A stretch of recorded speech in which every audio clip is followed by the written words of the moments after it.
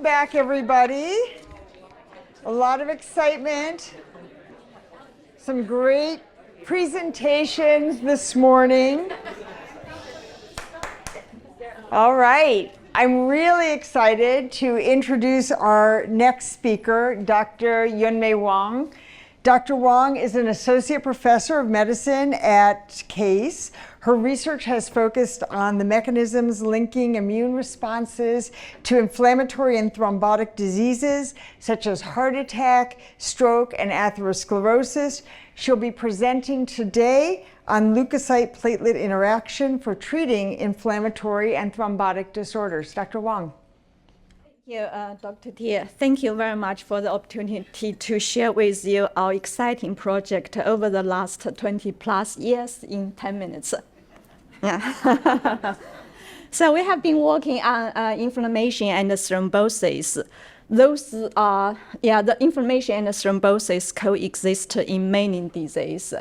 The evidence from our lab demonstrated that leukocyte-platelet interactions plays a very important role in inflammatory disease such as thrombosis, demyelinating disease, etc. And I'm going to show you the evidence that proving that leukocyte MAC1 and platelet GP1B alpha driving the platelet leukocyte inflammation and target this interaction can mitigate the severity of a lot of diseases such as I listed in the slides. So MAC1 belongs to leukocyte beta-2 integrin, and it has many ligands including fibrinogen, ICAM, and GP1B alpha, and which we identified. I'm going to show you some data later. And it regulates innate immunity and regulates the adhesion, migration, and phagocytosis. The early work in the lab showed that targeting MAC1 reduces inflammation and restenosis after a wire injury and staining, which lead to the discovery of the GP1B alpha as a receptor for the MAC1. Through many peptides that corresponding to the Y-type MAC1 endomain, and the lab found that M2 peptide can block the interaction with GP1B alpha, but not blocking the interaction with fibrinogen. And through a series of mutagenesis work that involving the mutant cell line, and it further demonstrated that this M2 is responsible for binding to the GP1B alpha. Therefore, we developed an antibody against this sequence to target this interaction. And this antibody can block the interaction to binding to GP1B alpha, but not to other ligand. And importantly, the treatment of mice that after wire injury in a model of restenosis induced by wire injury showed that antibody reduced the inflammation and as well as the intimal formation compared to the control antibody significantly. And in the other model, we looked at this antibody also improved the kidney diseases, and which the data is consistent with the targeting genetically through the MAC1. And in another model, we looked at, our collaborator looked at and the antibody reduced the macrophage binding to platelet. In addition, the treatment of the mouse, three doses treatment of the mice with the antibody significantly improved the clinical scores of the disease, which is consistent with genetic targeting the GP1B alpha. And in the thrombosis model, we looked at the effect in the large artery, that carotid artery thrombus is formed, induced by photochemical injury, and it showed the effect in prolonged the thrombus formation, and this is in agreement with genetic targeting through MAC1, and it also prolonged the thrombus formation, and we also looked at the effect at the small vessel microvasculature system, and it showed less thrombus formation. And so to further investigate the therapeutic potential of targeting this interaction in vivo, we made mutant mice to disrupt MAC1 to GP1B alpha interaction. So before that, and this mice is made based on our finding that 2 amino acids are critical for the binding of MAC1 to GP1B alpha. A series of in vitro work showed that the mutation of 2 amino acids have decreased binding to the platelets or the proteins, but not to other ligands.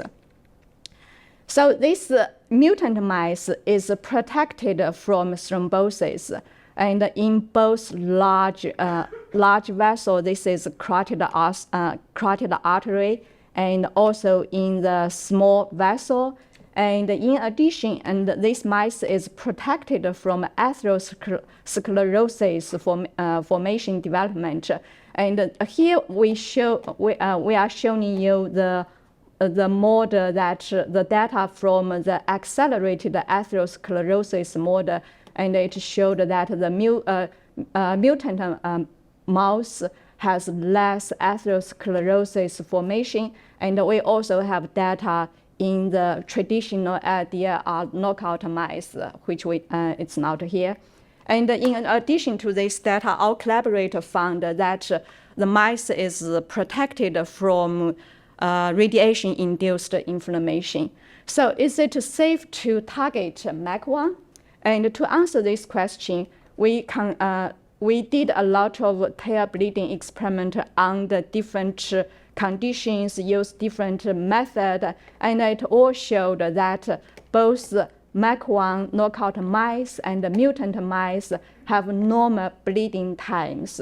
In addition, and other assays showed that platelet adhesion or spreading are unaffected, and coagulation assays are normal.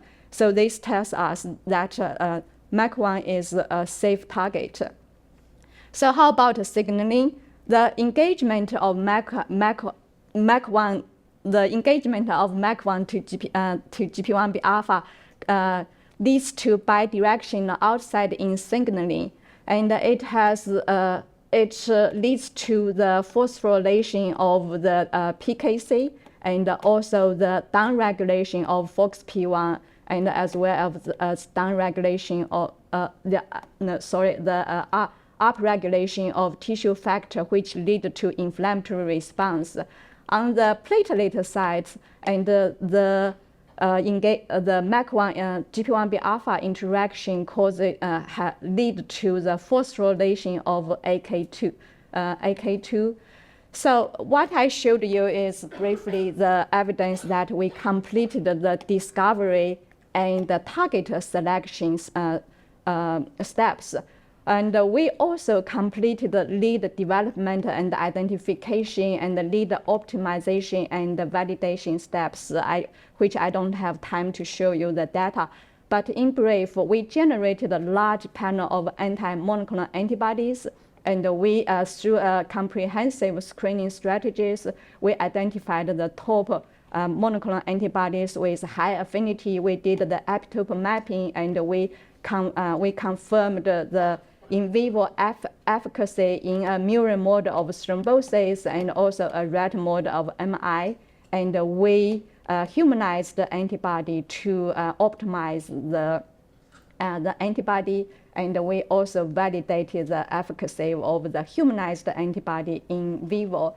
And with the support of the HDI, the Calida Therapeutics is continue the effort. So here is the funding source and the team behind this wonderful project. Thank you very much. Dr. Wang. Maybe you could stay for a couple of questions. Any questions for Dr. Wang? I'll kick it off. Oh, yeah, go ahead. Thank you. I'm Fahad Safari from Neomed. Thank you for the presentation. You did talk about a mouse model knockout. Now, MAC1 express in macrophages and early osteoclast. Did you see any bone phenotype in those animals? Bone phenotype, we did not look at that, but based on our so many work with with different in vivo model, we did not notice. Okay. Yeah. Thank you. Thank you. And can I just ask you really quickly, you showed that you inhibit thrombosis in both large and small artery models. Any concern about bleeding risk? Yes, so, but our data showed that there's no effect on the bleeding risk. We did a lot of tests to show that. Wonderful, Yeah. great. Any other questions? All right, thank you so much, Dr. Wang. Okay. Yes, sorry, Dr. Simon. Sorry. Can you just tell us what happened in your rat model of myocardial infarction? It's a tell us about what you found. It's okay. So that is a rat model. The rat is salt sensitive. It is transgenic for human cholesterol ester transfer protein. With the transgenic, the rat develop atherosclerosis, coronary disease, and also the hyperlipidemia, and with decreased survival. But with our antibody treatment, just like every other day for 1 week, it's been a while, so I just trying to remember. Every other day for a week, that the antibody treatment prolonged the lifespan and also reduced the troponin level significantly. Yeah. Thank you. Thank you very much. All right. Okay. Thank you.